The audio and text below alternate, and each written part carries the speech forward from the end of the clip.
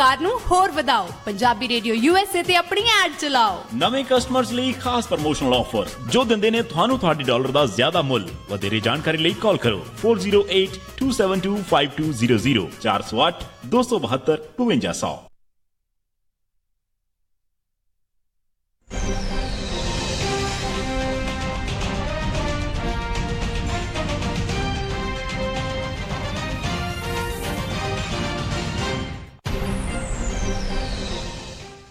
Punjabi radio USA ਸੁਣ ਰਹੇ ਸਾਰੇ ਹੀ ਮਾਣਯੋਗ ਅਤੇ ਸਤਿਕਾਰਤ ਸਰੋਤਿਆਂ ਨੂੰ ਪੰਜਾਬੀ ਰੇਡੀਓ USA ਦੀ ਟੀਮ ਅਤੇ ਮੇਰੇ ਰਾਜਕੁਲਬੀਰ ਸਿੰਘ ਵੱਲੋਂ ਆਪ ਜੀ ਨੂੰ ਬਹੁਤ ਹੀ ਪਿਆਰ ਸਤਿਕਾਰ ਸਹਿਤ ਦੋਨੋਂ ਅੱਜ ਜੋੜ ਕੇ ਨਿੱਘੀ ਜਿਹੀ ਸਤਿ ਸ੍ਰੀ ਅਕਾਲ ਸਭ ਨੂੰ ਜੀ ਨੂੰ ਆਖਦੇ ਹਾਂ। ਸੋ ਤੇ ਪ੍ਰੋਗਰਾਮ ਖਬਰ ਤੇ ਨਜ਼ਰ ਦੇ ਵਿੱਚ ਆਪ ਸਭ ਦਾ ਨਿੱਘਾ ਸਵਾਗਤ ਕਰਦੇ ਹਾਂ। ਖਬਰ ਤੇ ਨਜ਼ਰ ਪ੍ਰੋਗਰਾਮ ਦੇ ਵਿੱਚ ਅੱਜ ਦੇ ਦਿਨ ਆਪਣੇ ਨਾਲ ਜੁੜ ਚੁੱਕੇ ਨੇ ਮਿੰਟੂ ਗੁਰੂਸਰੀਆ ਜੀ ਮਨੋਰ ਸਟੂਡੀਓਜ਼ ਤੋਂ। ਮਿੰਟੂ ਜੀ ਨਿੱਘੀ ਜੀ ਆਇਆਂ ਨੂੰ ਪਿਆਰ ਭਰੀ ਸਤਿ ਸ੍ਰੀ ਅਕਾਲ ਜੀ।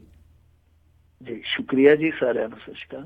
ਸਾਡੇ ਅੱਜ ਦੇ ਪ੍ਰੋਗਰਾਮ ਖਬਰ ਤੇ ਨਜ਼ਰ ਉਸ ਨੂੰ ਸਪਾਂਸਰ ਕਰਦੇ ਨੇ ਖਾਲਸਾ ਇੰਸ਼ੋਰੈਂਸ ਏਜੰਸੀ ਵਾਲੇ, ਜਿਨ੍ਹਾਂ ਦੇ ਕੋਲੋਂ ਤੁਸੀਂ ਹਰ ਇੱਕ ਤਰੀਕੇ ਦੀ ਇੰਸ਼ੋਰੈਂਸ ਕਰਵਾ ਸਕਦੇ ਹੋ। ਇੰਸ਼ੋਰੈਂਸ ਬਾਰੇ ਪਤਾ ਕਰਨ ਲਈ ਕਾਲ ਕਰ ਸਕਦੇ ਹੋ ਨੰਬਰ 4082722500 ਦੇ ਉੱਤੇ। ਇਸ ਦੇ ਨਾਲ ਨਾਲ ਕ੍ਰਿਸ਼ਨ ਧਨੋਤਾ ਜੀ ਯੂਬਾ ਸਿਟੀ ਤੋਂ, ਬਚਿੱਤਰ ਸਿੰਘ ਚਾਹਲ ਫਰੈਜ਼ਨੋ ਤੋਂ, ਮਹਿੰਦਰ ਸਿੰਘ ਮਨਜੀਤ ਕੌਰ ਤੱਖਰ ਮੋਡੈਸਟੋ ਤੋਂ, ਜਸਪਾਲ ਸਿੰਘ ਸੈਕਰਾਮੈਂਟੋ ਤੋਂ, ਪ੍ਰਿਤਪਾਲ ਸਿੰਘ ਟਰਲਕ ਤੋਂ, ਜੱਸੀਗਲ ਪਲੰਬਿੰਗ ਵਾਲੇ ਬੇਕਰਸਫੀਲਡ ਤੋਂ, ਪ੍ਰਿੰਸੀਪਲ ਅਵਤਾਰ ਸਿੰਘ ਪੰਨੂ ਬੇਕਰਸਫੀਲਡ ਤੋਂ, ਸਟੋਨ ਸਰਕਲ ਪਾਰਕ ਵਾਲੇ ਸਾਰੇ ਸੀਨੀਅਰ ਬੇਕਰਫੀਲਡ ਤੋਂ, GN ਟਾਇਰ ਐਂਡ ਲੂਬ ਵਾਲੇ, ਜਿਨ੍ਹਾਂ ਦੇ ਕੋਲੋਂ ਤੁਸੀਂ ਟਰੱਕ ਵਾਸ਼ ਕਰਵਾ ਸਕਦੇ ਹੋ, ਆਇਲ ਚੇਂਜ ਦਾ ਕੰਮ ਕਰਵਾ ਸਕਦੇ ਹੋ, ਏਅਰ ਬ੍ਰੇਕਾਂ ਦਾ ਕੰਮ ਕਰਦੇ ਨੇ। ਨਵੇਂ ਪੁਰਾਣੇ ਟਾਇਰ ਤੁਸੀਂ ਇਹਨਾਂ ਤੋਂ ਖਰੀਦ ਸਕਦੇ ਹੋ। 2 ਲੋਕੇਸ਼ਨਸ ਹਨ ਇਹਨਾਂ ਦੀਆਂ, ਸੈਂਟਾਨੈਲਾ ਅਤੇ ਮਡੇਰਾ ਦੇ ਵਿੱਚ। ਹੋਰ ਜਾਣਕਾਰੀ ਲਈ ਕਾਲ ਕਰੋ ਨਿੰਮਾ ਸਹੋਤਾ ਹੁਣਾਂ ਨੂੰ ਨੰਬਰ 2092771013 2092771013 ਦੇ ਉੱਤੇ, ਅਤੇ ਨਾਲ ਹੀ ਜਗਤਾਰ ਸਿੰਘ ਅਨੰਦਪੁਰੀ ਹਿਣੀ ਯੂਨੀਅਨ ਸਿਟੀ ਤੋਂ। ਇਹਨਾਂ ਸਾਰਿਆਂ ਦਾ ਬਹੁਤ ਬਹੁਤ ਧੰਨਵਾਦ। ਅਤੇ ਜੇਕਰ ਤੁਸੀਂ ਜਾਂ ਕੋਈ ਹੋਰ ਕਾਰੋਬਾਰ ਵੀ ਇਸ ਪ੍ਰੋਗਰਾਮ ਨੂੰ ਸਪਾਂਸਰ ਕਰਨਾ ਚਾਹੁੰਦੇ ਹੋ, ਸੰਪਰਕ ਕਰੋ 4087227698 ਜਾਂ 4082722500 ਦੇ ਉੱਤੇ। ਮਿੰਟੂ ਜੀ ਪਹਿਲੀ ਖਬਰ ਕਰਦੇ ਹਾਂ ਕੁਦਰਤ ਦੇ ਨਾਲ ਜੁੜੀ ਹੋਈ ਖਬਰ ਆ। ਕਹਿੰਦੇ ਹਿਮਾਲਿਆ ਦੇ ਵਿੱਚੋਂ ਨਿਕਲਣ ਵਾਲੀਆਂ 60% ਜਲ ਧਰਾਵਾਂ ਜਾਂ ਨਦੀਆਂ ਕਹਿ ਲਓ ਖਤਮ ਹੋਣ ਕੰਢੇ। ਬਿਲਕੁਲ ਇਹ ਤੇ ਚਿੰਤਾਜਨਕ ਗੱਲ ਆ। ਔਰ ਦੇਖੋ ਇਸ ਸਮੇਂ ਦੋਹਰੀ ਚਿੰਤਾ ਦੋਹਰੀ ਵਿਪਤਾ ਹੈ, ਕਿਉਂਕਿ ਇੱਕ ਪਾਸੇ ਤੇ ਜਿੱਦਾਂ ਹੁਣ ਇਹ ਰਿਪੋਰਟ ਆਉਣ ਡਈ ਆ ਕਿ ਜਲ ਧਾਰਾਵਾਂ ਜਿਹੜੀਆਂ ਜਾਂ ਛੋਟੀਆਂ ਨਦੀਆਂ ਜਿਹੜੀਆਂ ਇਹ ਸੁੱਕਣ ਦੇ ਕਗਾਰ ਤੇ, ਔਰ ਕਿੰਨੀਆਂ 60%।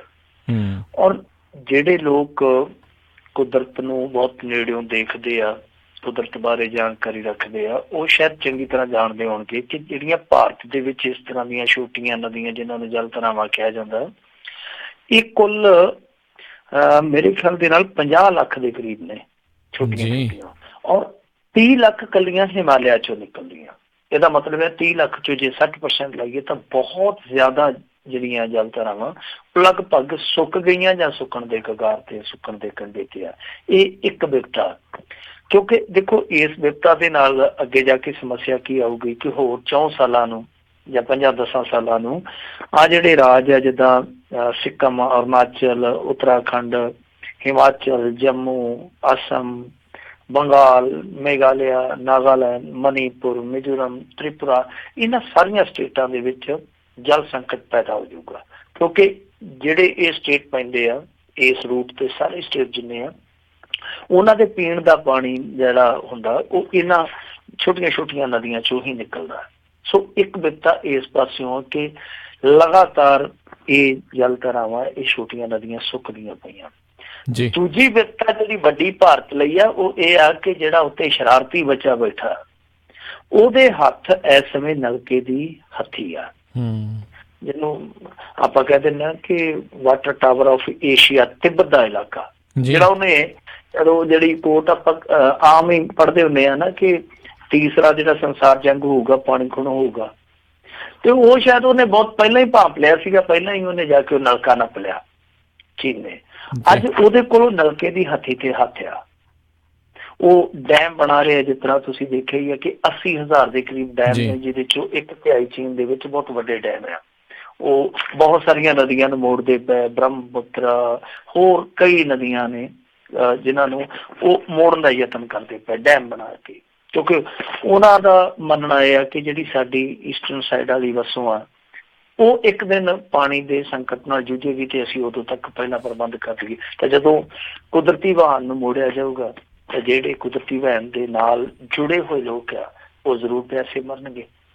ਔਰ ਇਹ ਜਿਹੜੀ ਮਾਰ ਆ ਉਹ ਇੱਕ ਦੇਸ਼ ਤੇ ਨਹੀਂ ਪੈਣੀ, ਏਸ਼ੀਆ ਦੇ ਕਈ ਦੇਸ਼ਾਂ ਤੇ ਪੈਣੀ ਆ। ਮਿਆਂਮਾਰ, ਬੰਗਲਾਦੇਸ਼, ਇੰਡੋਨੇਸ਼ੀਆ, ਪਾਕਿਸਤਾਨ, ਸੋ ਬੰਗਲਾਦੇਸ਼, ਇਹ ਕਈ ਦੇਸ਼ ਆ, ਨੇਪਾਲ ਵੀ ਵਿੱਚ ਗਿਣ ਲਓ, ਬਹੁਤ ਸਾਰੇ ਦੇਸ਼ ਆ ਜਿਹੜੇ ਇਸ ਮਾਰ ਹੇਠ ਅੱਗੇ ਜਾ ਕੇ ਆ ਸਕਦੇ ਆ।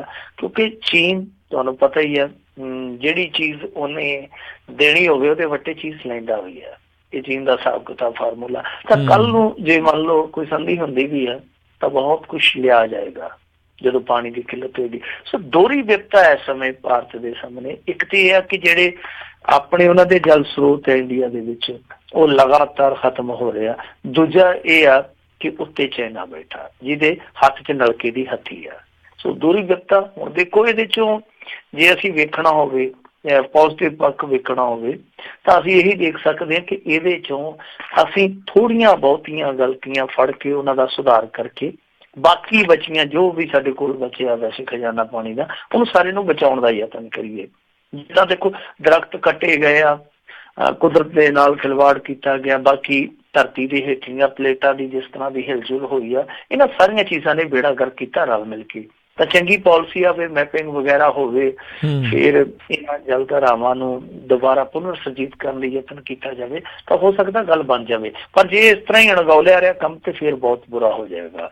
ਫਿਰ ਉਹ ਜਿਵੇਂ ਕਿਹਾ ਸੀਗਾ ਨਾ ਕਿਸੇ ਨੇ, एक मंजर जमी के सीने में मैंने कुछ आसमां उगाए थे, सिर्फ 2 घूंट प्यास की खातर उम्र भर धूप में नहाए थे। सो फिर सारी जिंदगी धुप च ही नहाना पਊਗਾ और वो जिंदगी बहुत छोटी होगी जल देखो जी। जी ਅਗਲੀ ਜਿਹੜੀ ਆਪਾਂ ਗੱਲ ਕਰੀਏ, ਕਹਿੰਦੇ ਸਵਾਲ ਉੱਠਣ ਲੱਗੇ ਨੇ ਵੀ ਵੋਟਾਂ ਵੇਖ ਕੇ ਨਾਗਾਲੈਂਡ 'ਚ ਵੀ ਭਾਜਪਾ ਵਰਤ ਰਹੀ ਹੈ ਏਜੰਸੀਆਂ ਨੂੰ। ਦੇਖੋ ਇਹ ਤੇ ਕੰਮ ਹੀ ਹੋ ਗਿਆ, ਇਹ ਤੇ ਰੀਤ ਹੀ ਬਣ ਗਈ ਆ। ਜਿਵੇਂ ਗੁਰਬਾਣੀ ਕਹਿੰਦੀ ਆ ਨਾ ਕਿ ਜਿਸ ਹੱਥ ਜ਼ੋਰ ਕਰ ਵੇਖੇ ਸੋਏ, ਜਿਹਦੇ ਹੱਥ ਜ਼ੋਰ ਆ ਜਾਂਦਾ ਫਿਰ ਉਹ ਆਪਣਾ ਜ਼ੋਰ ਇਸਤੇਮਾਲ ਕਰਦਾ ਹੀ ਕਰਦਾ।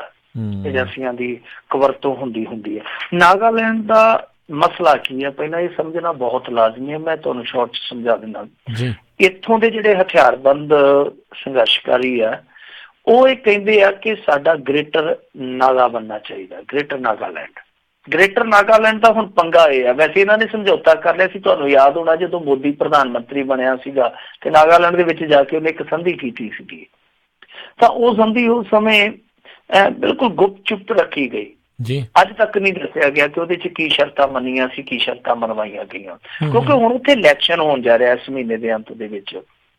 ਬਹੁਤ ਸਾਰੇ ਜਿਹੜੇ ਉੱਥੋਂ ਦੇ ਲੋਕਲ ਰਾਜਸੀ ਸੰਗਠਨ ਹੈ ਉਹ ਕਹਿੰਦੇ ਆ ਕਿ ਅਸੀਂ ਇਲੈਕਸ਼ਨਾਂ 'ਚ ਹਿੱਸਾ ਹੀ ਨਹੀਂ ਲੈਣਾ, ਜਾਂ ਤੇ ਉਹ ਜਿਹੜੀ ਸੰਧੀ ਤੁਸੀਂ ਮੰਨੀ ਸੀਗੀ ਉਹਦਾ ਕੋਈ ਮਸਲਾ ਹੱਲ ਕਰੋ, ਨਹੀਂ ਤੇ ਅਸੀਂ ਇਹ ਇਲੈਕਸ਼ਨ ਦਾ ਬਾਈਕਾਟ ਕਰਾਂਗੇ। ਉਹਦੇ ਵਿੱਚ ਉੱਥੋਂ ਦੀ ਲੋਕਲ ਭਾਜਪਾ ਵੀ ਸ਼ਾਮਲ ਆ। ਹਾਲਾਂਕਿ ਭਾਜਪਾ ਦੀ ਜਿਹੜੀ ਹਾਈ ਕਮਾਂਡ ਆ, ਸੈਂਟਰਲ ਹਾਈ ਕਮਾਂਡ ਹੈ ਜਿਹੜੀ, ਉਹ ਚਾਹੁੰਦੀ ਇੱਕ ਇਲੈਕਸ਼ਨ ਲੜਿਆ ਜਾਵੇ, ਪਰ ਉੱਥੋਂ ਦੀ ਲੋਕਲ ਇਕਾਈ ਨਹੀਂ ਚਾਹੁੰਦੀ।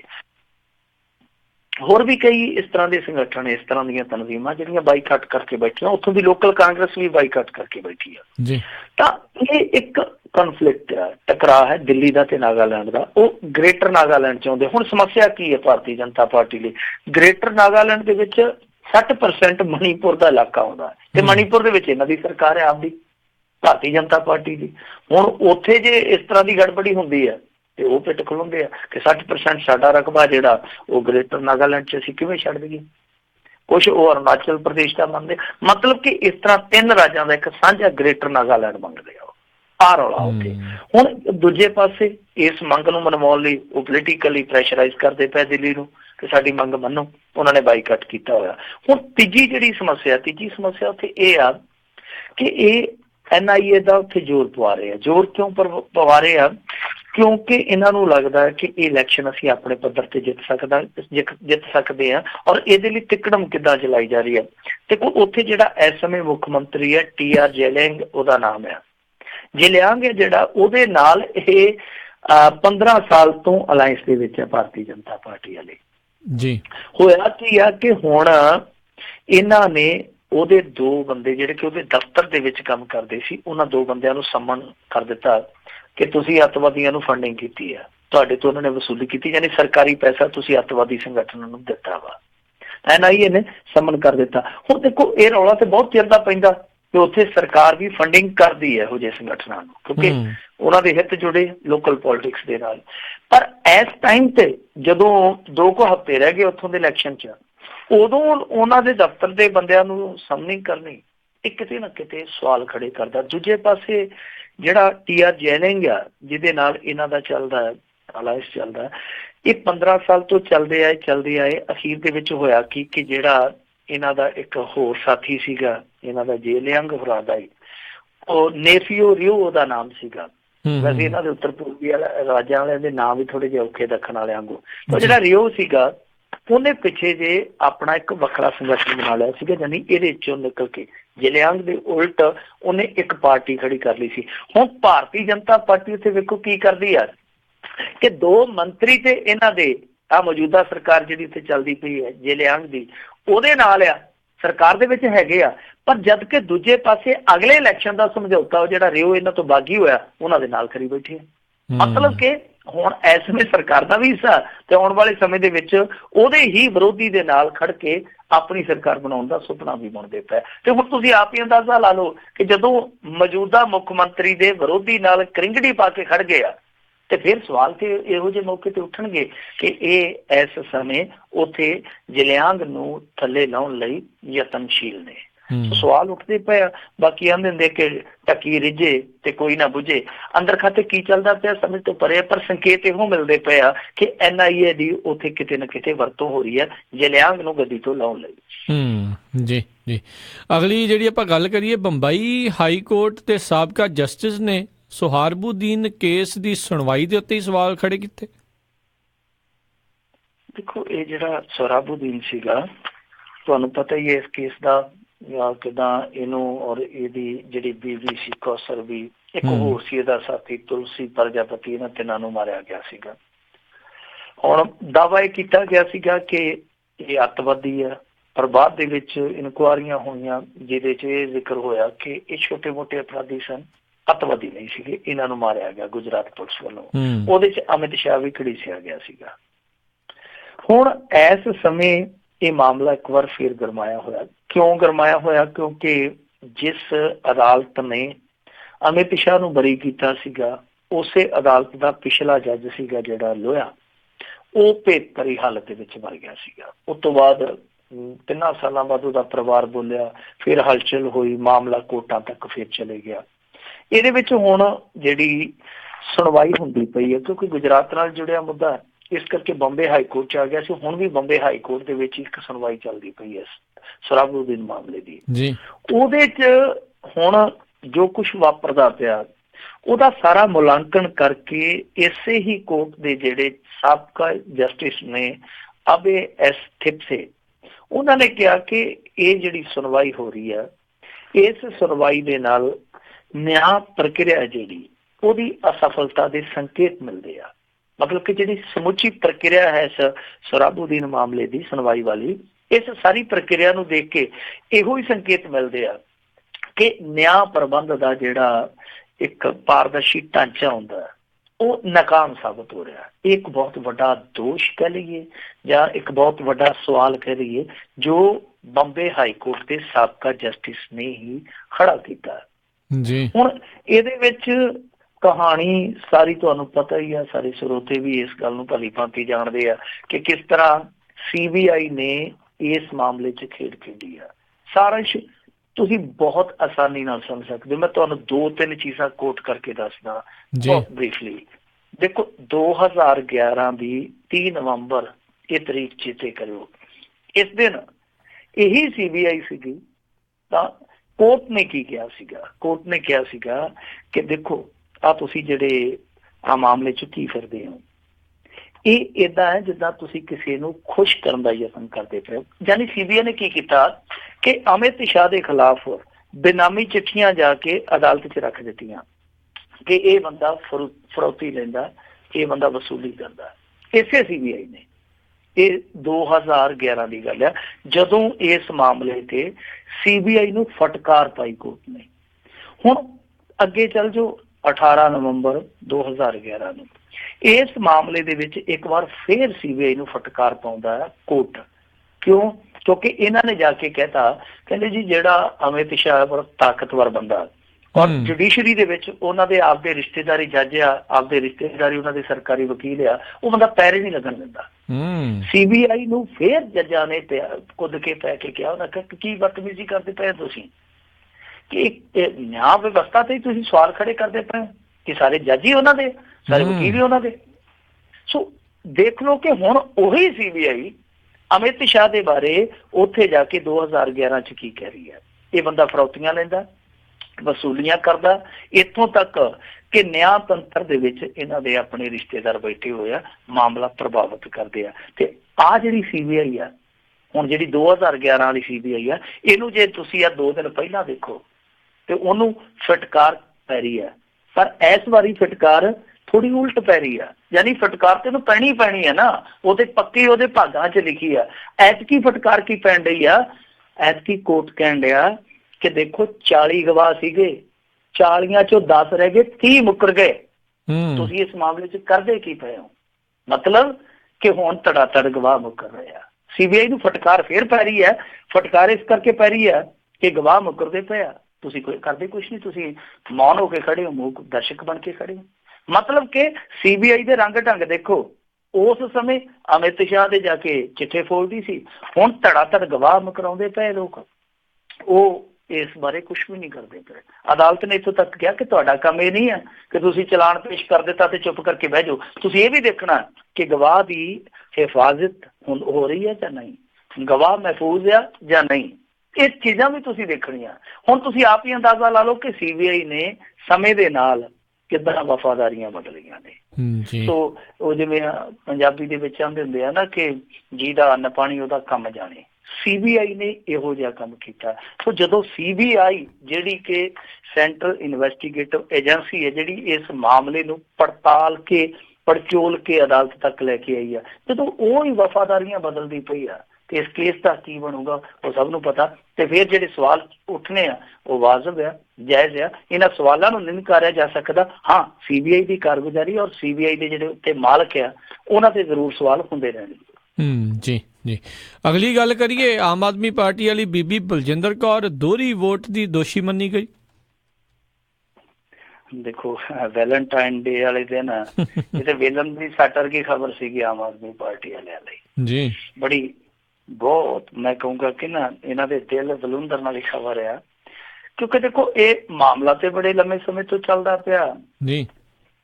ਅਸਲ ਦੇ ਵਿੱਚ ਕਹਾਣੀ ਕੀ ਹੈ, ਦੋਹਰੀ ਵੋਟ ਦਾ ਰੌਲਾ ਤੇ ਅਸੀਂ ਸੁਣਦੇ ਪਏ ਬਹੁਤ ਚਿਰ ਤੋਂ। ਮਾਜਰਾ ਇਹ ਆ ਕਿ ਇਸ ਬੀਬੀ ਨੂੰ 1997 ਚ ਇਹਦੇ ਪਿੰਡ ਦੇ ਹੀ ਇੱਕ ਸੱਜਣ ਨੇ ਗੋਦ ਲਿਆ ਸੀਗਾ।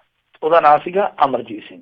ਇਹਨਾਂ ਦਾ ਪਿੰਡ ਸਾਰਿਆਂ ਨੂੰ ਯਾਦ ਹੀ ਹੋਣਾ, ਜਗ੍ਹਾ ਰਾਮ ਤੀਰਥ ਆ, ਬਹੁਤ ਮਸ਼ਹੂਰ ਪਿੰਡ ਹੈ, ਤਲਵੰਡੀ ਸਾਬੋ ਤੋਂ ਥੋੜਾ ਜਿਹਾ ਹਟਵਾ ਜੀ। ਇਸ ਪਿੰਡ ਦੇ ਹੀ ਵਿਅਕਤੀ ਨੇ ਜਿਹੜੇ ਨੇ ਇਹਨੂੰ ਗੋਦ ਲਿਆ ਸੀਗਾ ਬੀਬੀ ਨੂੰ, ਉਹਦੀ ਮੌਤ ਹੋ ਜਾਂਦੀ ਹੈ ਇਸ ਅਡਾਪਸ਼ਨ ਤੋਂ 3-4 ਸਾਲਾਂ ਬਾਅਦ। ਹੋਇਆ ਕਿ ਬਾਅਦ ਦੇ ਵਿੱਚ ਇਸ ਬੀਬੀ ਨੇ 2005 ਦੇ ਵਿੱਚ ਜਿਹੜੀ ਵੋਟ ਬਣਾਈ, ਵੋਟ ਦੇ ਵਿੱਚ ਆਪਣੇ ਅਸਲੀ ਫਾਦਰ ਦੀ ਜਗ੍ਹਾ ਉਸੇ ਹੀ ਅਮਰਜੀਤ ਸਿੰਘ ਦਾ ਨਾਂ ਲਿਖਾਇਆ ਜਿਹਨੇ ਇਹਨੂੰ ਗੋਦ ਲਿਆ ਸੀਗਾ। ਠੀਕ ਹੈ ਜੀ। ਅੱਗੇ ਚੱਲ ਕੇ ਫਿਰ ਇਹ ਹੋਇਆ ਕਿ 2007 ਦੇ ਵਿੱਚ ਅਮਰਜੀਤ ਸਿੰਘ ਦੀ ਜ਼ਮੀਨ ਤੇ ਦਾਅਵੇਦਾਰੀ ਪੇਸ਼ ਕਰ ਦਿੱਤੀ ਬੀਬੀ ਨੇ, ਕਿਸੇ ਬੀਬੀ ਨੇ। ਔਰ ਦਾਅਵੇਦਾਰੀ ਪੇਸ਼ ਕਰਨ ਤੋਂ ਬਾਅਦ ਅਦਾਲਤ ਵਿੱਚ ਇਹਨੇ ਗੋਦਨਾਮਾ ਤੇ ਹਲਫਨਾਮਾ ਜਿਹੜਾ ਸੀ ਉਹ ਵੀ ਦਾਖਲ ਕਰ ਦਿੱਤਾ, ਸਾਰੇ ਡਾਕੂਮੈਂਟ ਲਾ ਦਿੱਤੇ। ਇਹ ਮਾਮਲਾ ਚੱਲਦਾ ਰਿਹਾ। ਬਾਅਦ ਚ ਪਤਾ ਲੱਗਿਆ ਕਿ ਜਿਹੜਾ ਅਮਰਜੀਤ ਸਿੰਘ ਸੀਗਾ ਉਹ ਆਪਣੀ ਵਸੀਅਤ ਦੇ ਵਿੱਚ ਜਿਹੜੀ ਜਾਇਦਾਦ ਸੀ ਉਹ ਪਹਿਲਾਂ ਹੀ ਆਪਣੇ ਭਤੀਜੇ ਦੇ ਨਾਂ ਕਰ ਗਿਆ ਸੀ। ਉਹਦਾ ਨਾਂ ਸੀ ਸ਼ਾਇਦ ਚਰਨਜੀਤ ਜਾਂ ਚਰਨਜੀਤ, ਇਹੋ ਜਿਹਾ ਨਾਮ ਸੀਗਾ। ਤਾਂ 2011 ਚ ਫਿਰ ਇਹਨਾਂ ਦਾ ਆਪਸੀ ਸਮਝੌਤਾ ਹੋ ਗਿਆ, ਯਾਨੀ ਜਿਹੜਾ ਉਹਦਾ ਭਤੀਜਾ ਸੀ ਤੇ ਬੀਬੀ ਬਲਜਿੰਦਰ ਕੌਰ, ਦੋਨਾਂ ਦਾ ਆਪੋ ਦੇ ਵਿੱਚ ਸਮਝੌਤਾ ਹੋ ਗਿਆ। ਕਿੱਦਾਂ ਹੋਇਆ ਉਹਦੇ ਬਾਰੇ ਆਪਾਂ ਕੁਛ ਨਹੀਂ ਕਹਿ ਸਕਦੇ। ਬਾਅਦ ਦੇ ਵਿੱਚ ਹੋਇਆ ਕਿ ਇਸ ਬੀਬੀ ਨੇ ਆਪਣੀ ਦੋਹਰੀ ਵੋਟ ਬਣਾ ਲਈ, ਯਾਨੀ ਆਪਣੇ ਅਸਲੀ ਪਿਤਾ ਦਰਸ਼ਨ ਸਿੰਘ ਦੇ ਨਾਮ ਤੇ। ਸੋ ਜਿਹੜੀ ਪਿਛਲੀ ਵੋਟ ਸੀਗੀ, ਜਿਹੜੀ ਫਾਦਰ ਦੇ ਅਮਰਜੀਤ ਸਿੰਘ ਦੇ ਨਾਮ ਤੇ ਸੀਗੀ, ਉਹ ਵੀ ਬਰਕਰਾਰ ਰਹੀ, ਤਾਂ ਜਿਹੜੀ ਦੂਸਰੀ ਵੋਟ ਸੀਗੀ ਉਹ ਵੀ ਬਰਕਰਾਰ ਰਹੀ। ਇੱਥੇ ਆ ਕੇ ਰੌਲਾ ਪੈ ਗਿਆ। ਔਰ ਇਹ ਰੌਲਾ ਪਹਿਲੀ ਵਾਰੀ ਬਲਕਾਰ ਸਿੱਧੂ ਨੇ ਪਾਇਆ ਸੀਗਾ। ਤੁਹਾਨੂੰ ਯਾਦ ਹੋਣਾ, ਬਲਕਾਰ ਸਿੱਧੂ ਵੀ ਤਲਵੰਡੀ ਸਾਬੋ ਆਇਆ ਸੀਗਾ। ਔਰ ਉਸ ਤੋਂ ਬਾਅਦ ਜੋ ਹੋਇਆ ਸਾਰਿਆਂ ਨੂੰ ਪਤਾ। ਤਾਂ ਸਭ ਤੋਂ ਪਹਿਲੀ ਜਿਹੜੀ ਸ਼ਿਕਾਇਤ ਕੀਤੀ ਸੀ ਇਸ ਮਾਮਲੇ 'ਚ ਕੀਤੀ ਸੀਗੀ ਬਲਕਾਰ ਸਿੱਧੂ ਨੇ।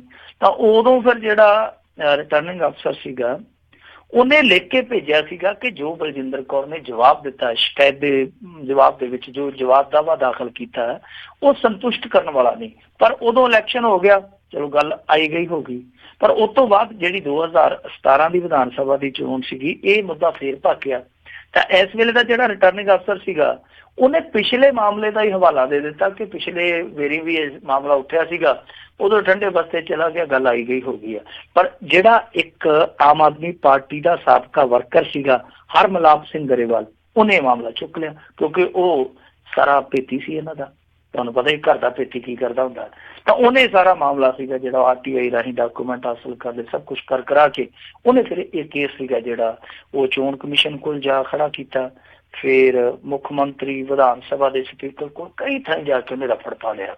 ਉਸ ਤੋਂ ਬਾਅਦ ਫਿਰ ਚੋਣ ਕਮਿਸ਼ਨ ਨੇ ਇਨਕੁਆਇਰੀ ਬਿਠਾ ਦਿੱਤੀ। ਇਹ ਇਨਕੁਆਇਰੀ ਬਠਿੰਡਾ ਦੇ SDM ਕੋਲ ਆ ਗਈ। ਫਿਰ ਉਹ ਤੋਂ ਤੁਰਦੀ ਇਹ ਇਨਕੁਆਇਰੀ SDM ਕੋਲ ਚਲੀ ਗਈ। SDM ਨੇ ਇਨਕੁਆਇਰੀ ਕੀਤੀ, ਨਵੰਬਰ 'ਚ ਸ਼ੁਰੂ ਹੋਈ। ਸਾਰੀ ਉਹ ਜਾਂਚ ਪੜਤਾਲ ਕਰਨ ਤੋਂ ਬਾਅਦ ਇਸ ਸਿੱਟੇ ਤੇ ਪਹੁੰਚੇ ਕਿ ਇਹ ਦੋਹਰੀ ਵੋਟ ਜਿਹੜੀ ਸੀਗੀ, ਇਹਦੇ ਵਿੱਚ ਬੀਬੀ ਬਲਜਿੰਦਰ ਕੌਰ ਦੋਸ਼ੀ ਹੈ। ਸੋ ਉਹਨੂੰ ਹੁਣ ਦੋਸ਼ੀ ਕਰਾਰ ਦੇ ਦਿੱਤਾ। ਇਸ ਤੋਂ ਇਲਾਵਾ ਇਸ ਗੱਲ ਲਈ ਵੀ ਦੋਸ਼ੀ ਪਾਇਆ ਗਿਆ ਬੀਬੀ ਨੂੰ ਕਿ ਇਹਨੇ ਚੋਣ ਕਮਿਸ਼ਨ ਨੂੰ ਗਲਤ ਜਾਣਕਾਰੀ ਦਿੱਤੀ ਹੈ। ਮਤਲਬ ਕਿ ਮਾਮਲਾ ਸੰਗੀਨ ਹੋ ਗਿਆ ਬੀਬੀ ਬਲਜਿੰਦਰ ਕੌਰ ਲਈ।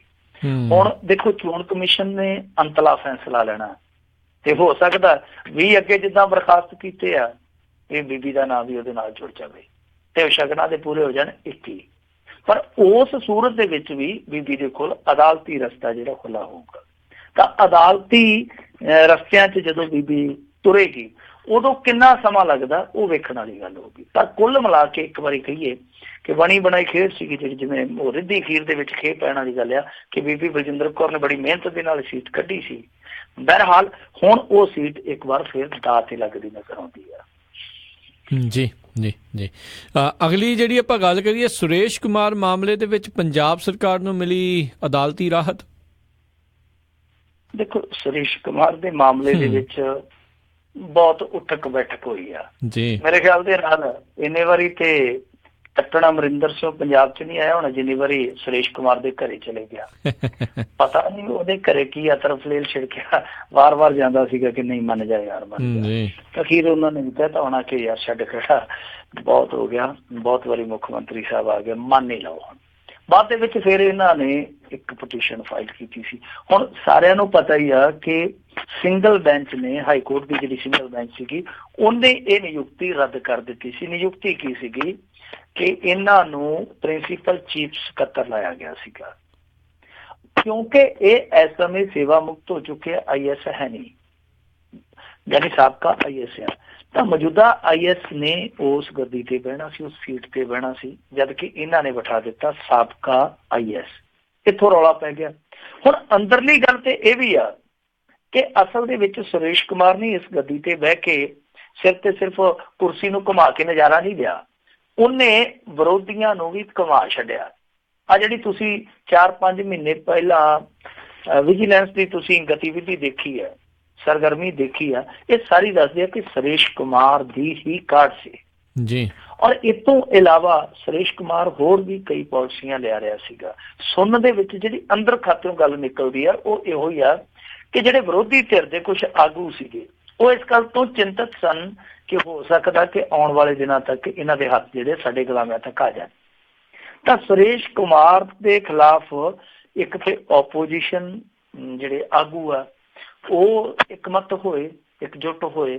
ਇਸ ਤੋਂ ਇਲਾਵਾ ਇੱਕ IAS ਲੌਬੀ ਵੀ ਹੁੰਦੀ ਹੈ, ਤੁਹਾਨੂੰ ਪਤਾ ਕਿ ਇਹਨਾਂ ਦੇ ਵੀ ਧੜੇ ਬਣੇ ਹੁੰਦੇ ਆ। ਇੱਕ IAS ਲੌਬੀ ਵੀ ਇਸ ਮਾਮਲੇ ਦੇ ਵਿੱਚ ਉਹਨਾਂ ਦੇ ਨਾਲ ਖੜ ਗਈ। ਕਿਉਂ? ਕਿਉਂਕਿ ਉਹਨਾਂ ਨੂੰ ਲੱਗਦਾ ਸੀਗਾ ਕਿ ਇਸ ਸੀਟ ਤੇ ਹੱਕ ਹੈ ਜਿਹੜਾ ਮੌਜੂਦਾ IAS ਦਾ ਬਣਦਾ। ਸਾਬਕਾ IAS ਜਿਹੜਾ ਉਹ ਸਾਡਾ ਹੱਕ ਮਾਰਦਾ ਪਿਆ, ਤੇ ਬੰਦਾ ਵੀ ਜਿਹੜਾ ਉਹ ਇਹੋ ਜਿਹੀ ਤਬੀਅਤ ਦਾ ਮਾਲਕ ਆ ਜਿਹਦੀ ਤਬੀਅਤ ਹਰੇਕ ਦੇ ਨਾਲ ਨਹੀਂ ਰਲਦੀ ਮਿਲਦੀ ਬੰਦਾ, ਕਿਉਂਕਿ ਉਹ ਇਮਾਨਦਾਰ ਹੈ। ਹੁਣ ਇੱਕ ਚੀਜ਼ ਹੋਰ ਵੀ ਹੋਈ ਦੱਸਦੇ ਆ ਕਿ ਆ ਜਿਹੜੇ ਲੈਂਡ ਸੈਂਡ ਮਾਫੀਆ ਵਾਲੇ ਆ, ਐਵੇਂ ਵਾਧੂ ਘੱਟੂ ਲੋਕ, ਉਹ ਵੀ ਇਕੱਠੇ ਹੋਏ ਆ ਇਸ ਮਾਮਲੇ 'ਚ। ਤਾਂ ਫਿਰ ਘੁੰਡੀ ਇਹ ਕੱਢੀ ਗਈ ਕਿ ਇਹਦੀ ਨਿਯੁਕਤੀ ਨੂੰ ਚੈਲੰਜ ਕੀਤਾ ਜਾਵੇ। ਔਰ ਇਹ ਘੁੰਡੀ ਵੀ ਦੱਸਦੇ ਆ ਕਿ IAS ਦੀ ਲੌਬੀ ਨੇ ਹੀ ਕੱਢੀ ਆ। ਤਾਂ ਉਸ ਤੋਂ ਬਾਅਦ ਇਹ ਮਾਮਲਾ ਅਦਾਲਤ 'ਚ ਚਲੇ ਗਿਆ। ਅਦਾਲਤ ਨੇ ਵਿਚਾਰ ਕੇ ਕਿਹਾ ਕਿ ਇਹ ਨਿਯੁਕਤੀ ਜਿਹੜੀ ਹੋ ਗੈਰ ਸੰਵਿਧਾਨਕ ਨਿਯੁਕਤੀ ਰੱਦ ਕਰ ਦਿੱਤੀ। ਇਹਨਾਂ ਨੇ ਕਾਫੀ ਸਮਾਂ ਲਿਆ, ਸੋਚਿਆ ਵਿਚਾਰਿਆ, ਸੁਰੇਸ਼ ਕੁਮਾਰ ਨੂੰ ਮਨਾਇਆ। ਫਿਰ ਦੱਸਦੇ ਆ ਕਿ ਹਾਈ ਕਮਾਂਡ ਤੱਕ ਵੀ ਗੱਲ ਗਈ ਆ। ਔਰ ਕਮਾਲ ਦੀ ਗੱਲ ਤੇ ਇਹ ਹੈ ਕਿ ਜਦੋਂ ਅੱਜ ਸੁਣਵਾਈ ਹੋ ਰਹੀ ਸੀ, ਪੀ ਚਿਦੰਬਰਮ ਆਇਆ ਖੁਦ ਇਸ ਮਾਮਲੇ ਦੀ ਪੈਰਵਾਈ ਕਰਨ, ਕਿਉਂਕਿ ਵਕੀਲ ਹੈ, ਬਹੁਤ ਵੱਡਾ ਵਕੀਲ ਆ, ਉਹਨੇ ਆ ਕੇ ਇਸ ਮਾਮਲੇ ਦੀ ਪੈਰਵਾਈ ਸ਼ੁਰੂ ਕੀਤੀ ਹੈ। ਤਾਂ ਹੁਣ ਇਹ ਪਟੀਸ਼ਨ ਇਹਨਾਂ ਨੇ ਜਾ ਕੇ ਡਬਲ ਬੈਂਚ ਕੋਲ ਪਾਈ ਹੈ। ਮਤਲਬ ਸਿੰਗਲ ਬੈਂਚ ਦਾ ਜਿਹੜਾ ਫੈਸਲਾ ਆਇਆ ਸੀਗਾ ਉਹਨੂੰ ਇਹਨਾਂ ਨੇ ਡਬਲ ਬੈਂਚ ਕੋਲ ਚੈਲੰਜ ਕੀਤਾ। ਡਬਲ ਬੈਂਚ ਨੇ ਬਹਰਹਾਲ ਜਿਹੜਾ ਇਸ ਵੇਲੇ ਫੈਸਲਾ ਦਿੱਤਾ ਉਹ ਇਹ ਦਿੱਤਾ ਕਿ ਜੋ ਹੇਠਲੀ ਬੈਂਚ ਨੇ, ਹੇਠਲੀ ਤਾਂ ਨਹੀਂ ਕਵਾਂਗੇ, ਸਿੰਗਲ ਬੈਂਚ ਨੇ ਜੋ ਫੈਸਲਾ ਦਿੱਤਾ ਉਹਨੂੰ ਸਟੇ ਕਰ ਦਿੱਤਾ। ਤਾਂ ਬਹਰਹਾਲ ਇਹ ਜਦੋਂ ਸਟੇ ਹੋ ਗਿਆ, ਸੁਰੇਸ਼ ਕੁਮਾਰ ਦੀ ਨੌਕਰੀ ਜਿਹੜੀ ਹੈ ਉਹ ਫਿਰ ਚੱਲ ਪਈ ਆ ਜੀ। ਹੁਣ ਉਹਦੀ ਨੌਕਰੀ ਚੱਲ ਪਈ ਆ ਤਾਂ ਦੂਜਿਆਂ ਦੀਆਂ ਧੜਕਣਾਂ ਜ਼ਰੂਰ ਹੋ ਗਈਆਂ ਹੋਣਗੀਆਂ ਕਿ ਇਹ ਬੰਦਾ ਤੇ ਫਿਰ ਬਹਿ ਗਿਆ।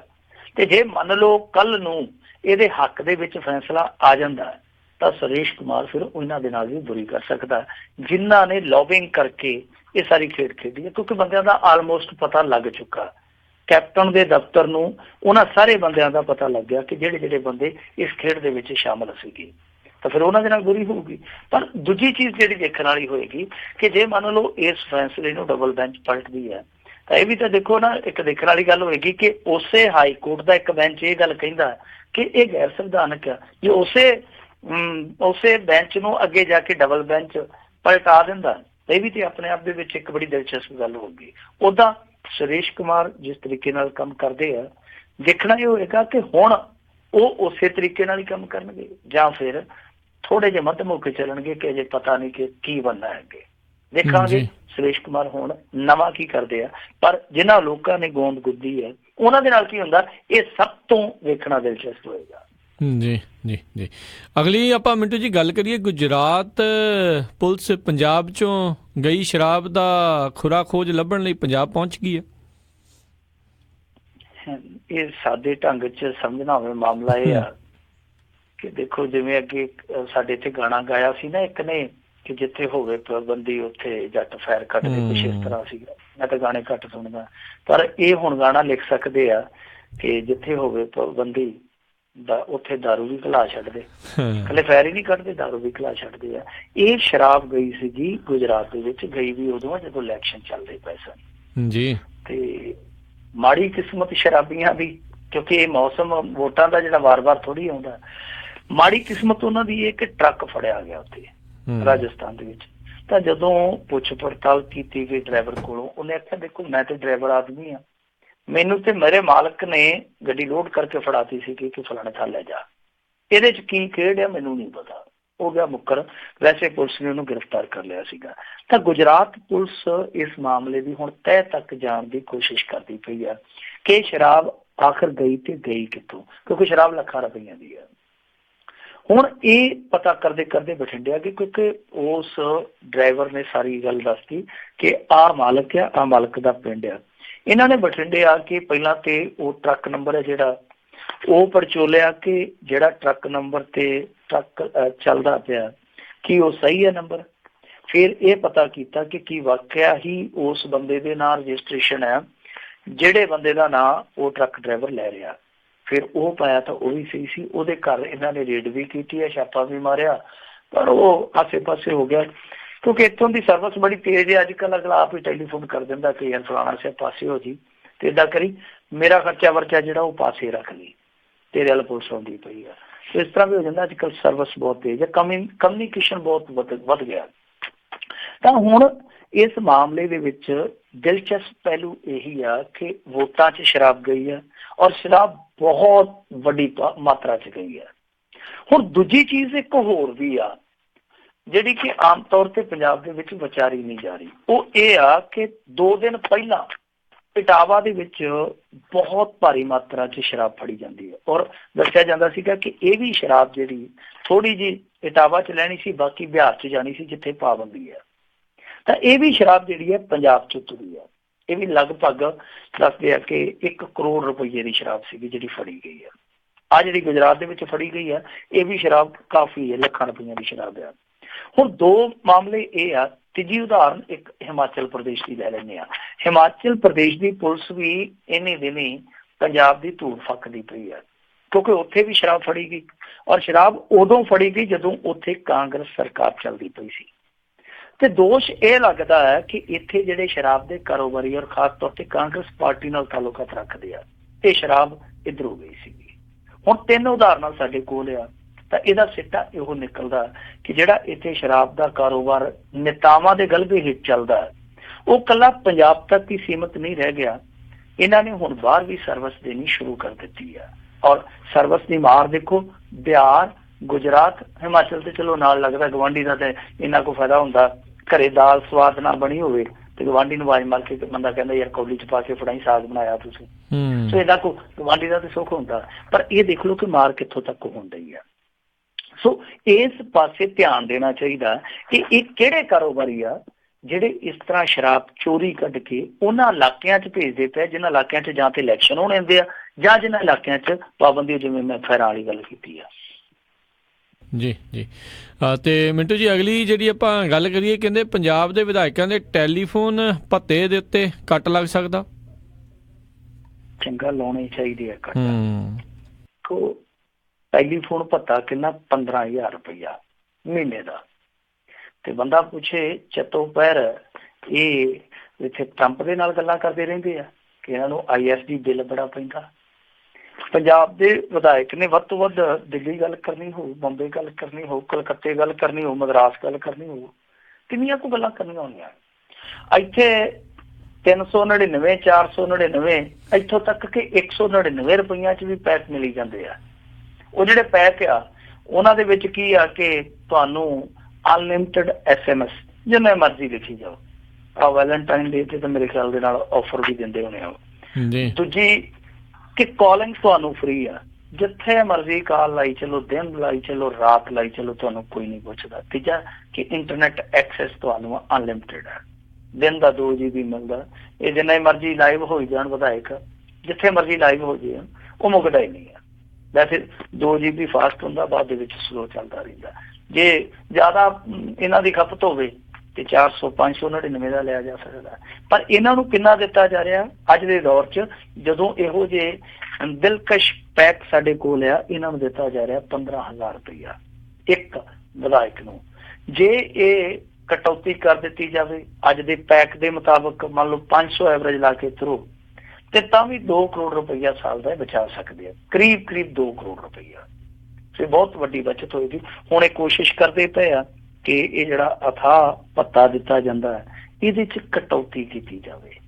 ਠੀਕ ਆ, ਵਾਜਬ ਆ, ਪਰ ਇਹ ਨਾ ਹੋਵੇ ਰਾਜਕਰਨ ਵਿੱਚ ਸਿੰਘ ਜੀ ਕਿ ਬਿੱਲਾਂ ਦੀ ਕਟੌਤੀ ਹੋ ਜਾਵੇ, ਟੈਲੀਫੋਨਾਂ ਦੇ ਭੱਤਿਆਂ ਦੀ ਕਟੌਤੀ ਹੋ ਜਾਵੇ, ਤੇ ਮੁੜ ਕੇ ਆਪੋ ਵਿੱਚ ਦੀ ਟੈਲੀਫੋਨ ਕਰ ਲੈਣ, ਉਹੀ ਫ੍ਰੀ ਕਾਲਿੰਗ ਤੋਂ ਟੈਲੀਫੋਨ ਕਰ ਲੈਣ ਕਿ ਫਲਾਣਾ ਤੂੰ ਵੀ ਆ ਜਾ, ਫਲਾਣਾ ਤੂੰ ਵੀ ਆ ਜਾ ਅਸੈਂਬਲੀ 'ਚ।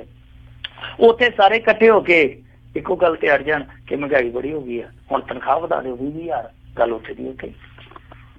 ਜੀ ਜੀ। ਅਤੇ ਮਿੰਟੂ ਜੀ, ਸਮਾਂ ਆਪਣਾ ਸਮਾਪਤ। ਜਾਂਦੇ ਜਾਂਦੇ ਜੱਗੀ ਜੌਹਲ ਦਾ, ਕਿਉਂਕਿ 100 ਦਿਨ ਹੋ ਗਏ ਉਸ ਮੁੰਡੇ ਨੂੰ ਜਿਹੜਾ ਹਿਰਾਸਤ ਦੇ ਵਿੱਚ ਰੱਖੇ ਹੋਏ, ਕੋਈ ਜਿਹੜਾ ਉਸ ਦੇ ਉੱਤੇ ਚਾਰਜ ਵੀ ਕੁਛ ਨਹੀਂ, ਕੁਛ ਨਹੀਂ, ਕੀ ਕੋਈ ਅਪਡੇਟ ਹੈ ਉਸ ਦੇ ਬਾਰੇ? ਨਹੀਂ, ਚਾਰਜ ਉਹਦੇ ਤੇ ਲਾਏ ਆ। ਇਹ ਇੱਕ ਨਾ ਭੰਬਲ ਪੁੱਛਾ ਹੁੰਦਾ। ਅਸਲ ਦੇ ਵਿੱਚ ਕੀ ਆ ਕਿ ਜਦੋਂ FIR ਦੇ ਵਿੱਚ ਕੋਈ ਬੰਦਾ ਨਾਮਜ਼ਦ ਹੋ ਜਾਂਦਾ, ਚਾਰਜ ਉਹਨੂੰ ਆਪਾਂ ਮੰਨ ਕੇ ਚੱਲੀਏ ਕਿ ਚਾਰਜ ਹੋ ਗਿਆ, ਉਹ ਚਾਰਜ ਹੋ ਗਿਆ ਉਹਦੇ ਤੇ।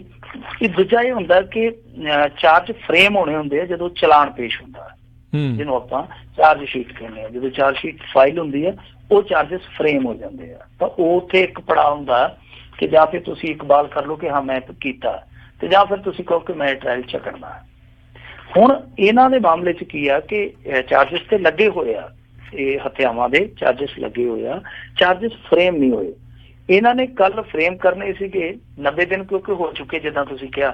ਇਹਨਾਂ ਨੇ ਜਾ ਕੇ NIA ਵਾਲਿਆਂ ਨੇ ਕਿਹਾ ਕਿ ਦੇਖੋ 1.5 ਮਹੀਨਾ ਅਸੀਂ ਇਹਨਾਂ ਨੂੰ ਰਿਮਾਂਡ ਤੇ ਲਿਆ ਹੋਇਆ, ਸਾਡੇ ਕੋਲੋਂ ਚਲਾਨ ਮੁਕੰਮਲ ਨਹੀਂ ਹੋਇਆ, ਸਾਡੀ ਮਿਆਦ ਜਿਹੜੀ ਹੈ ਵਧਾਈ ਜਾਵੇ। ਤਾਂ ਉਹਨਾਂ ਨੇ 90 ਦੇ ਬਜਾਏ 180 ਦਿਨਾਂ ਦੀ ਮੰਗ ਕੀਤੀ ਹੈ, ਯਾਨੀ 6 ਮਹੀਨੇ ਚਲਾਨ ਦੇ ਮੰਗੇ ਆ ਕਿ 6 ਮਹੀਨਿਆਂ ਦੇ ਅੰਦਰ ਅੰਦਰ ਅਸੀਂ ਇਹ ਚਲਾਨ ਪੇਸ਼ ਕਰਾਂਗੇ। ਪਰ ਇਸ ਤੋਂ ਬਾਅਦ ਜੇ ਇੱਕ ਦਿਨ ਵੀ ਉਹ ਲੇਟ ਹੋ ਗਏ, ਇਹਨਾਂ ਸਾਰਿਆਂ ਦੀਆਂ ਜ਼ਮਾਨਤਾਂ ਹੋ ਜਾਣੀਆਂ, ਇਹ ਯਾਦ ਰੱਖੋ। ਹੁਣ ਦੂਜੀ ਚੀਜ਼ ਇਹ ਆ ਇਸ ਮਾਮਲੇ 'ਚ ਕਿ NIA ਨੇ ਕੱਲ ਹੀ ਉਸੇ ਕੋਰਟ ਦੇ ਵਿੱਚ, ਜਦੋਂ ਇਹ ਮੰਗ ਕਰਦੇ ਪਏ ਸਨ, ਉਸੇ ਹੀ ਕੋਰਟ ਦੇ ਵਿੱਚ ਇੱਕ ਪਟੀਸ਼ਨ ਪਾਈ ਆ। ਪਟੀਸ਼ਨ ਇਹ ਪਾਈ ਵੀ ਹੈ ਕਿ ਭਾਈ ਜਿਹੜੇ ਜੱਗੀ ਜੌਹਲ ਹੋ ਰਹੀ ਆ, ਇਹਨਾਂ ਦੀ ਜਾਨ ਨੂੰ ਇੱਥੇ ਖਤਰਾ ਹੈ ਪੰਜਾਬ ਦੇ ਵਿੱਚ, ਤਾਂ ਇਹਨਾਂ ਨੂੰ ਤਿਹਾੜ ਜੇਲ੍ਹ ਦੇ ਵਿੱਚ ਸ਼ਿਫਟ ਕਰ ਦਿੱਤਾ ਜਾਵੇ। ਸੋ ਇਹ ਪਟੀਸ਼ਨ ਹੁਣ ਪਾਈ ਹੈ, ਉਹਦੇ ਤੇ ਸੁਣਵਾਈ ਹੋਣੀ ਹੈ, ਦੇਖੋ ਕੀ ਫੈਸਲਾ ਲੈਂਦੇ ਆ। ਪਰ ਗੱਲ ਥੋੜੀ ਜਿਹੀ ਨਾ ਅਟਪਟੀ ਜੀ ਲੱਗਦੀ ਆ, ਕਿਉਂਕਿ ਦੇਖੋ ਇੱਥੋਂ ਦਾ ਜਿਹੜਾ ਸਾਡਾ ਲੋਕਲ ਜੇਲ੍ਹ ਪ੍ਰਬੰਧਨ ਹੈ, ਨਾ ਤੇ ਕੋਈ ਉਹਨੇ ਕੋਈ ਅਲਰਟ ਦੱਸਿਆ, ਨਾ ਸਾਡਾ ਇੱਥੋਂ ਦਾ ਜਿਹੜਾ ਖੁਫੀਆ ਵਿਭਾਗ ਹੈ, ਨਾ ਕੋਈ ਉਹਨੇ ਅਲਰਟ ਦਿੱਤਾ। ਹਾਂ ਠੀਕ ਆ, ਮੈਕਸੀਮਮ ਸਿਕਿਉਰਿਟੀ ਜੇਲ੍ਹ ਨਾਭਾ ਜਿਹੜੀ ਉਹ ਬ੍ਰੇਕ ਹੋਈ ਆ, ਇਹਦੇ ਚ ਕੋਈ ਸ਼ੱਕ ਨਹੀਂ, ਕੋਈ ਦੋਰਾ ਨਹੀਂ, ਉਹ ਬਹੁਤ ਵੱਡੀ ਅਸਫਲਤਾ ਸੀ ਜੇਲ੍ਹ ਪ੍ਰਬੰਧਨ ਦੀ। ਪਰ ਉਸ ਤੋਂ ਬਾਅਦ ਕੋਈ ਇਹੋ ਜਿਹੀ ਵੱਡੀ ਘਟਨਾ ਨਹੀਂ ਵਾਪਰੀ, ਨਾ ਹੀ ਜੇਲ੍ਹ ਦੇ ਵਿੱਚ ਕੋਈ ਵੱਡੀ ਲੜਾਈ ਹੋਈ ਆ। ਠੀਕ ਹੈ, ਜੇਲ੍ਹਾਂ ਦੇ ਵਿੱਚ ਬਹੁਤ ਕੁਝ ਚੱਲਦਾ ਪਿਆ, ਪਰ ਵੱਡੀ ਘਟਨਾ ਤੋਂ ਬਚਾ। ਖੁਫੀਆ ਕੋਈ ਅਲਰਟ ਨਹੀਂ ਹੈ, ਸਾਡੇ ਇੱਥੋਂ ਦੇ ਲੋਕਲ ਗ੍ਰਹਿ ਮੰਤਰਾਲੇ ਦਾ ਕੋਈ ਅਲਰਟ ਨਹੀਂ ਹੈ, ਜੇਲ੍ਹ ਪ੍ਰਬੰਧਨ ਦਾ ਕੋਈ ਅਲਰਟ ਨਹੀਂ, ਪਰ ਬਾਵਜੂਦ ਇਸ ਦੇ ਕਿਹਾ ਜਾ ਰਿਹਾ ਕਿ ਉਹਨਾਂ ਨੂੰ ਦਿੱਲੀ ਸ਼ਿਫਟ ਕਰ ਦਿੱਤਾ ਜਾਵੇ। ਇਹ ਹਵਾਲਾ ਦੇ ਕੇ ਕਿ ਉਹਨਾਂ ਦੀ ਜਾਨ ਨੂੰ ਖਤਰਾ। ਹੁਣ ਰਾਜ ਕਰਮਵੀਰ ਸਿੰਘ ਜੀ, ਗੱਲ ਇਹ ਆ ਕਿ ਜਾਂ ਤੇ ਉਹਨਾਂ ਨੂੰ ਉੱਥੋਂ ਟੈਲੀ ਕਾਨਫਰੰਸਿੰਗ ਦੇ ਜ਼ਰੀਏ ਪੇਸ਼ੀ ਤੇ ਭੁਗਤਾਇਆ ਜਾਵੇ, ਕਿਉਂਕਿ ਉਹਨਾਂ ਤੇ ਕੇਸ ਬੜੇ, ਉਹ ਤੇ ਆਏ ਦਿਨ ਪੇਸ਼ੀ ਤੇ ਆਉਣਗੇ। ਮੰਨ ਲਓ ਇੱਕ ਕੇਸ ਦੇ ਵਿੱਚ 14 ਦਿਨਾਂ ਬਾਅਦ ਤਰੀਕ ਪੈ ਗਈ ਆ, ਇੱਕ ਦੇ ਵਿੱਚ 15 ਦਿਨਾਂ ਬਾਅਦ ਪੈ ਗਈ, ਇੱਕ ਦੇ ਵਿੱਚ 20 ਦਿਨਾਂ ਬਾਅਦ ਪੈ ਗਈ, ਇੱਕ ਦਿਨ 25 ਦੇ ਵਿੱਚ ਪੈ ਗਈ ਆ, ਤਾਂ ਉਹ ਤਾਂ ਆਉਣੀ ਜਾਣੀ ਲੱਗੀ ਰਹੂ ਕਰੂਗੀ। ਤਾਂ ਇਸ ਸੂਰਤ ਦੇ ਵਿੱਚ ਜਦੋਂ ਉਹਨਾਂ ਨੂੰ ਬਾਏ ਬੱਸ ਲਿਆਇਆ ਕਰਨਗੇ ਜਾਂ ਬਾਏ ਟ੍ਰੇਨ ਲਿਆਇਆ ਕਰਨਗੇ, ਚਾਹੇ ਬਾਏ 에ਅਰ ਲਿਆਇਆ ਕਰਨਗੇ, ਤਾਂ ਬਹੁਤ ਵੱਡਾ ਖਰਚਾ ਆਊਗਾ ਇੱਕ ਤੇ। ਦੂਸਰਾ ਇਹ ਆ ਕਿ ਜਿਹੜੀ ਚੀਜ਼ ਦਾ ਇਹ ਹਵਾਲਾ ਦੇਣ ਰਹੇ ਆ, ਉਹਨਾਂ ਦੀ ਜਾਨ ਨੂੰ ਖਤਰਾ ਹੋਊਗਾ। ਤਾਂ ਜਦੋਂ ਲਿਜਾਣਾ ਫਿਰ ਵਾਪਸ ਲਿਆਉਣਾ, ਲਿਜਾਣਾ ਫਿਰ ਵਾਪਸ ਲਿਆਉਣਾ, ਇਸ ਆਉਣ ਜਾਣ ਦੇ ਵਿੱਚ ਤੇ ਉਹ ਖਤਰਾ ਹੋਰ ਵੱਧ ਜਾਏਗਾ। ਬਿਲਕੁਲ। ਤਾਂ ਇਹ ਆਪਣੇ ਆਪ ਦੇ ਵਿੱਚ ਬੜੀ ਭੇਤ ਭਰੀ ਜੀ ਗੱਲ ਆ ਕਿ ਆਖਰ ਇਹਨਾਂ ਨੂੰ ਕੀ ਅਲਰਟ ਮਿਲਿਆ ਜਿਹੜਾ ਇਹਨਾਂ ਨੇ ਮਤਲਬ ਚੁੱਕਿਆ। ਬਹਰਹਾਲ ਇਹਨਾਂ ਦੇ ਵੱਸ ਨਹੀਂ ਹੈ, ਉਹ ਸਾਰਾ ਕੁਝ ਕਰਨਾ ਕਰਾਉਣਾ ਜਾਂ ਤੇ ਅਦਾਲਤ ਨੇ ਜਾਂ ਇੱਥੋਂ ਦੇ ਲੋਕਲ ਪ੍ਰਸ਼ਾਸਨ ਨੇ। ਦੇਖਦੇ ਹਾਂ ਅਦਾਲਤ ਕੀ ਕਹਿੰਦਾ, ਤਾਂ ਸਾਡੀ ਜਿਹੜੀ ਇੱਥੋਂ ਦੀ ਲੋਕਲ ਪ੍ਰਸ਼ਾਸਨ ਪ੍ਰਣਾਲੀ ਹੈ ਉਹ ਕੀ ਕਹਿੰਦੀ ਹੈ। ਜੀ ਜੀ, ਬਹੁਤ ਬਹੁਤ ਧੰਨਵਾਦ ਮਿੰਟੂ ਜੀ, ਤੁਸੀਂ ਇਹਨਾਂ ਸਾਰੀਆਂ ਖਬਰਾਂ ਬਾਰੇ ਸਾਨੂੰ ਵਿਸਥਾਰ 'ਚ ਜਾਣਕਾਰੀ ਦਿੱਤੀਆਂ। ਅਗਲੀ ਵਾਰ ਤੱਕ ਲਈ ਬਹੁਤ ਬਹੁਤ ਧੰਨਵਾਦ, ਮਿਹਰਬਾਨੀ, ਸਤਿ ਸ਼੍ਰੀ ਅਕਾਲ। ਤੇ ਸਰੋਤਿਓ, ਇੱਥੇ ਹੀ ਸਾਡਾ ਅੱਜ ਦਾ ਪ੍ਰੋਗਰਾਮ ਸਮਾਪਤ ਹੈ। ਮਿਲਾਂਗੇ ਅਗਲੀ ਵਾਰ, ਉਦੋਂ ਤੱਕ ਲਈ ਤੁਹਾਨੂੰ ਸਾਰਿਆਂ ਨੂੰ ਬਹੁਤ ਪਿਆਰ ਸਤਿਕਾਰ ਸਹਿਤ ਦੋਨੋਂ ਜੋੜ ਕੇ ਨਿੱਘੀ ਜਿਹੀ ਸਤਿ ਸ਼੍ਰੀ ਅਕਾਲ। ਜਿਉਂਦੇ ਵਾਸਤੇ ਰਹੋ, ਹੱਸਦੇ ਖੇਲਦੇ ਰਹੋ ਤੇ ਸੁਣਦੇ ਰਹੋ ਪੰਜਾਬੀ ਰੇਡੀਓ USA।